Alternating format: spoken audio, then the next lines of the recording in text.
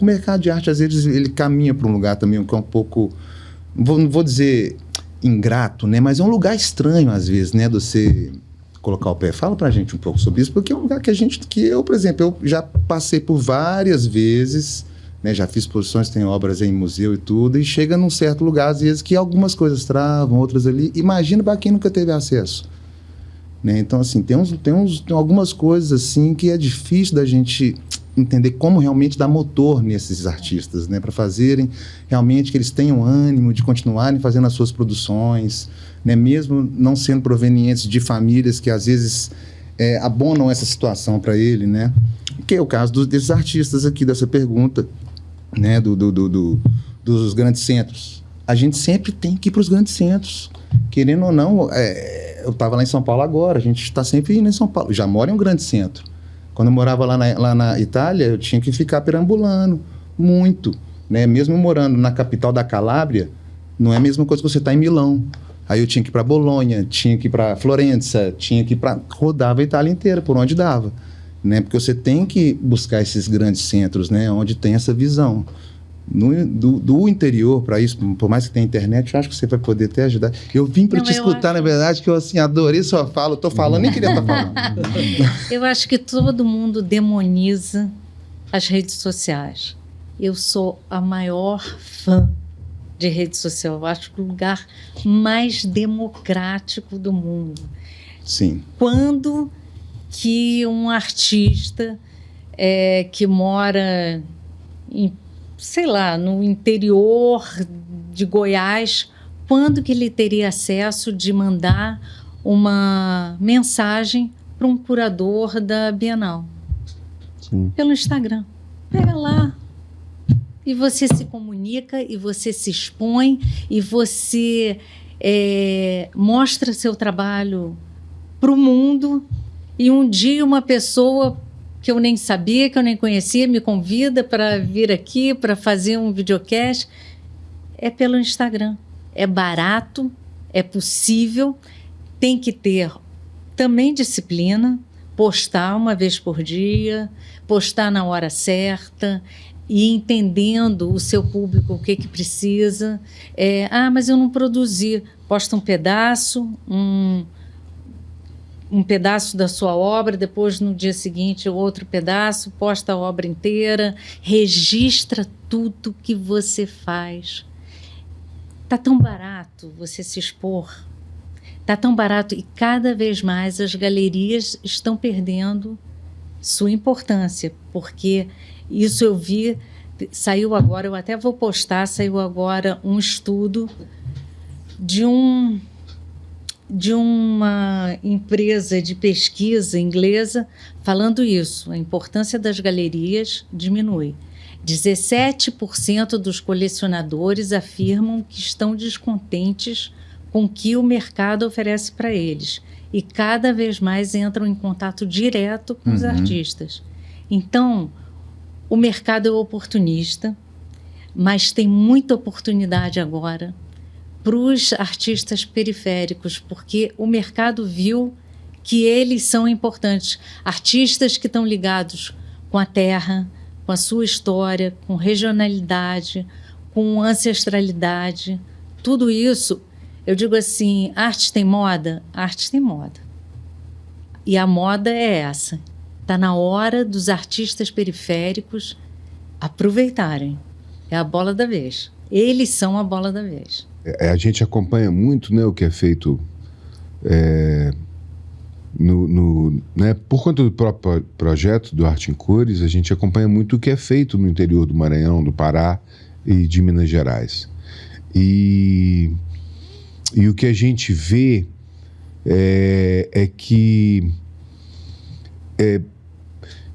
que a produção é intensa, que a produção ela é curiosa, tem umas coisas que são, se não são inovadoras, elas são no mínimo renovadoras para coisas que a gente já conhecia antes e eles mudaram um pouco a forma de contar e de mostrar aquilo ali, o que já é uma vantagem, né? Você ser um pouco ali já renovador, mas assim, sempre para mim tem a dúvida, né? Como você fala, mercado. Eu acho que nós estamos falando dos colecionadores, né? Se um colecionador, ele realmente, apesar de eu achar que os colecionadores devem estar mudando, né? Eu olho muito pesquisa, né, para fazer os posts, assim, para me informar, para poder falar para os meus clientes.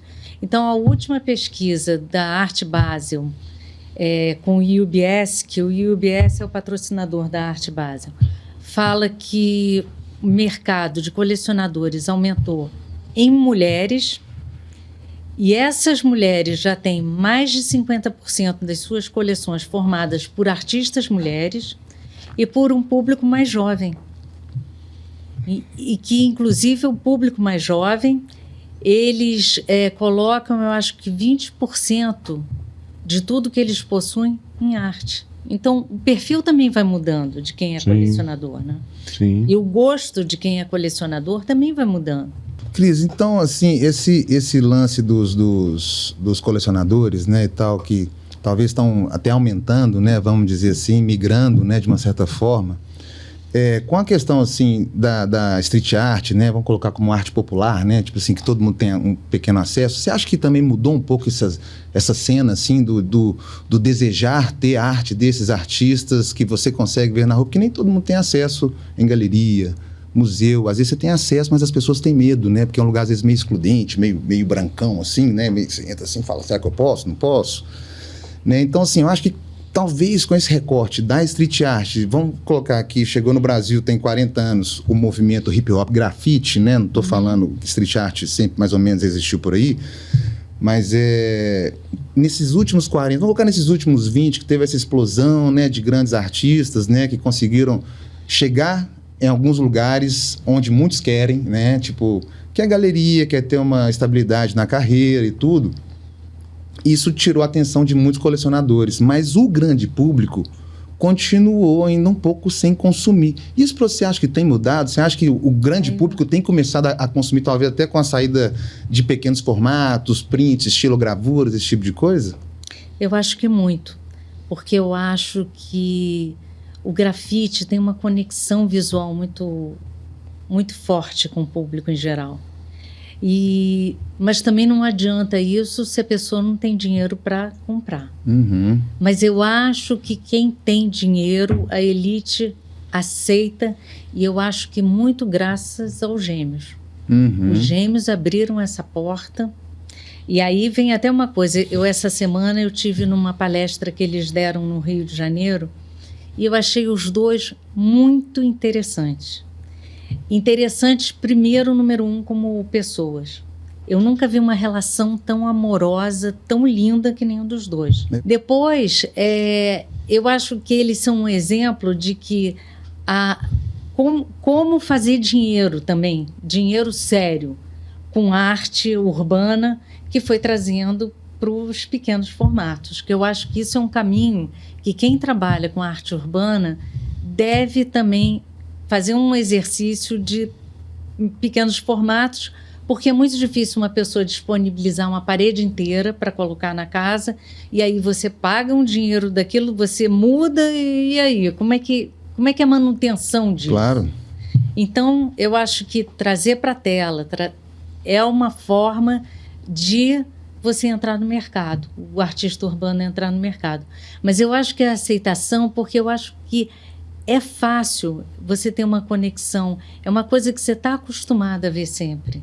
Uhum. Então, eu acho que mudou.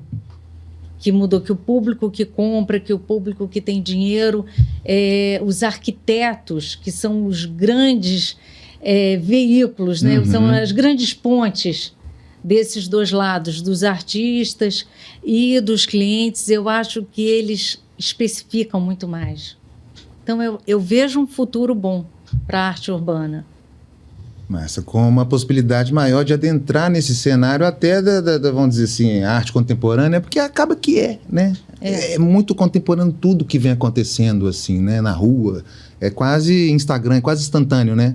Fez é porque viveu, sentiu, jogou, aí você passou e viu a tinta quase fresca, tipo, mais e essas contemporâneo fronteiras, que isso. eu vou dizer, acho que assim, nos últimos menos que 10 anos, essas fronteiras, o que é arte, o que é artesanato, o que é grafite, elas estão cada vez mais ali andando no mesmo lugar. Você acha? Eu acho, porque a arte contemporânea trouxe para dentro muita coisa que era considerada como um outro lugar. O artesanato, por exemplo, a arte têxtil. A última Bienal de Veneza do ano passado era basicamente arte têxtil, que eram pessoas que eram consideradas artesãs. E que, na verdade, tinham essa coisa do significado. Elas contavam histórias de mulheres, de sagas, de abusos, de comunidades. Elas falavam de uma série de coisas, contavam uma série de histórias e traziam uma série de questões para dentro do trabalho delas que não eram aceitas na arte contemporânea, e isso foi abraçado. Por que não poderia chamar de pesquisa, por exemplo? Porque não estava numa mídia convencional. Escultura, pintura. E apesar de Picasso, por exemplo, né, ter feito cerâmica. E fez muita cerâmica. O Picasso, ele era um cara era quase industrial, né? Assim, o Picasso, ele, assim, se você pensar no Romero Brito hoje, com loja e tudo, se o Picasso tivesse vivo hoje em dia, possivelmente o Picasso teria uma franquia de loja. Mas por quê? Porque ele entendeu o negócio. É isso que um artista precisa saber. Entender o seu negócio. Entender que ele é um profissional. Aceitar, né? Aceitar isso para achar que ele é um profissional diferente de um médico, de um engenheiro. Artista é um profissional e tem que se comportar como tal. Tem que fazer proposta, tem que saber precificar, tem que ter cuidado com a galeria para não ser perversa com a carreira dele. Porque isso está acontecendo na Inglaterra. Artistas de menos de 27 anos, com 25 anos, vendendo por 1 milhão de libras, princípio. E amanhã faz como? E aí estão indo para os leilões e estão sendo vendidos por muito pouco. E é uma regra meio do mercado que um artista não pode voltar atrás dos seus trabalhos. Então, esses artistas que já no leilão já não conseguiram mais vender suas obras pelos preços que as galerias colocaram, eles vão ficar décadas parados. E uma frustração terrível que pode acabar com o ânimo dele de fazer. Exatamente. Saber precificar, saber fazer proposta, pedir ajuda. Existem muitas mentorias que são de graça e que ajudam nesse sentido. Então, isso é importante. Vou até falar um pouco mais assim, sobre carreira de artista periférico, então que está nas grandes cidades. Documentar tudo, todo mundo tem um telefone, documenta tudo que faz. Outra coisa, a tecnologia chegou aí para ajudar. Tem chat GPT de graça, coloque o nome da sua obra depois que fizer, coloque em que local foi produzido aquilo, qual a data, escreva uma frase, pede, olha, chat, eu fiz essa obra, eu estava sentindo isso, faz uma frase para mim. Então, tudo isso... Ou então, revisa aqui esse meu texto, transforma ele num texto mais... Sim. Eu sou meio antifluxo com esse negócio, ainda não aceitei esse negócio. Vai aceitar rápido. Mas você é muito jovem. Eu tenho 43, né? Eu tenho 43, eu vi o Exterminador do Futuro 1, 2 e 3, né? Então, assim, eu sou da década de 80, eu fico bem atento com essas coisas. Não, mas olha, aceite porque não tem volta. E se beneficie. É como a Cris falou, é como qualquer profissional. Você tem que estudar o tempo inteiro. Né? Se você aprender uma técnica, beleza, mas tem outras. Seja curioso, né? Tem que ir atrás das coisas. E a inteligência artificial é mais uma delas, né? Mas não só isso, né? Eu falo muito isso. Não, porque tem gente que gera na inteligência. Sim, também. Mas tem mil maneiras de fazer, né? Mas sabe o que acontece? Você tem que fazer a pergunta certa. Então, se você vai falar assim, olha, eu gostaria de escrever um texto. O artista não precisa escrever o texto, mas exatamente. Um periférico, mas ele tem que situar quem a pessoa que está vendo o Instagram dele tem que estar situada ali do que ele está produzindo. Uma frase. Uma frase. Uma frase. Se ele, por acaso, não tem muito estudo, se ele tem dificuldade de escrever uma frase, o chat vai ajudar ele nisso. Então, a tecnologia está para ajudar esses artistas que estão longe a terem visibilidade. Pouco tempo, é uma coisa que muitos, inclusive mais jovens, que não passaram pela transição, porque eu vivi num mundo totalmente analógico e hoje todos nós. Então, assim, a gente que viveu esses dois mundos, mas você tem uma quantidade de artistas novos que eles já vieram, já estão diretamente nesse. Então, para eles ainda é mais fácil ainda. Sim, mas é mais fácil por um lado, é mais difícil pelo outro, porque também nasce uma safra do mais do mesmo também. E vai, tipo assim, pegando esse monte de... Porque hoje em dia você tem muito mais informação, né? Que isso também você vai ter os materiais que vão estar chegando ali tudo do jeitinho certo. E aí, às vezes, você tem uma dificuldade grande para se diferenciar disso aí. Porque o que eu estou dizendo é sobre a galera que chega gerando as imagens e que pega os negócios e que não pensa muito. Eu acho que é muito importante o IA, com certeza, eu estava brincando aqui, a gente está só aprofundando nisso, mas eu tenho uma certa resistência, mas não é completa, entendeu? Mas eu acho assim que é tão importante quanto usar essa tecnologia é o artista se formar mesmo. Por exemplo, eu comecei a fazer a minha universidade, eu fiz de design, foi um período só, acabei saindo fora e tal, mas eu me formei de outras formas, né? Não só a rua e as minhas viagens e tal, mas os livros que eu busquei para ler com a minha própria vontade, né? E as pesquisas de internet mesmo, que você vai adentro profundamente. Isso é tão importante quanto, né, tipo, o IA em si, é dele se nutrir, né? Saber se nutrir dessas coisas, sabe? Saber se nutrir de coisas que vão realmente alimentar a alma dele, sabe? Para botar para fora aquilo dali, entendeu? Que o IA às vezes foge disso. Não, isso eu concordo 100% com você. Eu acho que artista que tem que ter, número 1, curiosidade. É isso. Não pode ficar só ali no Instagram. Estou dizendo como ferramenta para ajudá-lo a fazer um portfólio. Que o portfólio mais barato, sem dúvida, é o Instagram. Isso que você falou sobre a curiosidade, que o Tom Zé cantava muito bem naquela música dele, né? Mas o que salva a humanidade é que não há quem cure a curiosidade.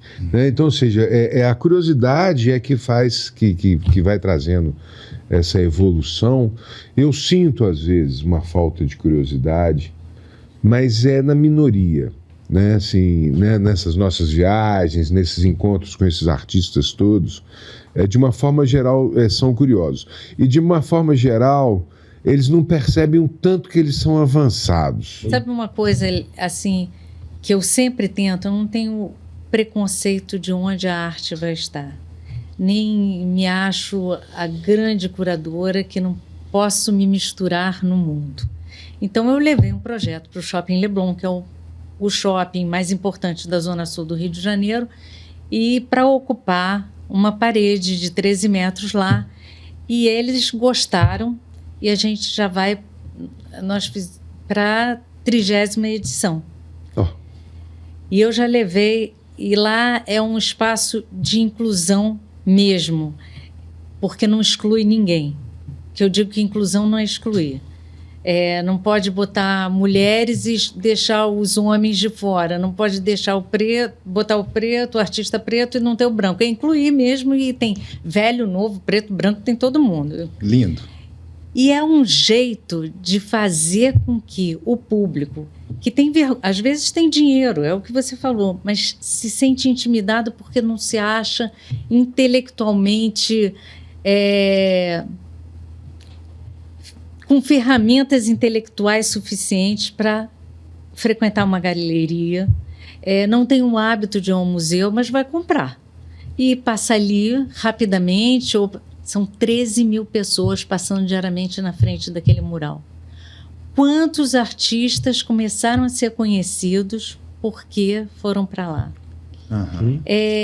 Então, essa coisa de criar o desejo de um público que não está indo especificamente atrás de arte, mas que é afetado no dia a dia, isso é fundamental, isso é criação de público. Uhum. Sim. E é isso que a gente precisa. Então, o seu projeto é importantíssimo, não só para os artistas, mas para o público que é beneficiado, para o público que começa a entender o que é arte, que tem contato com um artista que nunca tenha visto. Isso é fundamental, levar a arte para o mundo. A arte não pode estar confinada só nas galerias e nas instituições. O desejo, ele começa tudo, né? Se você for lembrar daquele filme O Silêncio dos Inocentes, mudando assim, bastante de assunto, mas a gente volta, eles descobrem, né, o assassino num pensamento da Clarice com uma colega dela lá de FBI, que elas vão tentando assim, mas como é que uma pessoa mata a outra, etc e tal? Não, ela mata porque ela cobiça.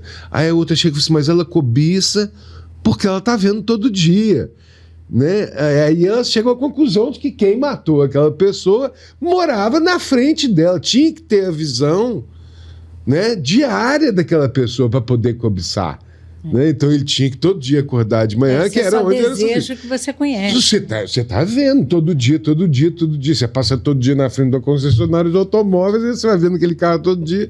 Você vai começando a achar que você quer ter aquele carro mesmo. Bom, pessoal, o Arte em Cores Minas, ele conta com o patrocínio da CEMIG, foi realizado por meio da Lei Estadual de Incentivo à Cultura de Minas Gerais. É uma realização do Instituto Vivas e do Governo de Minas Gerais. Um grande abraço a todos.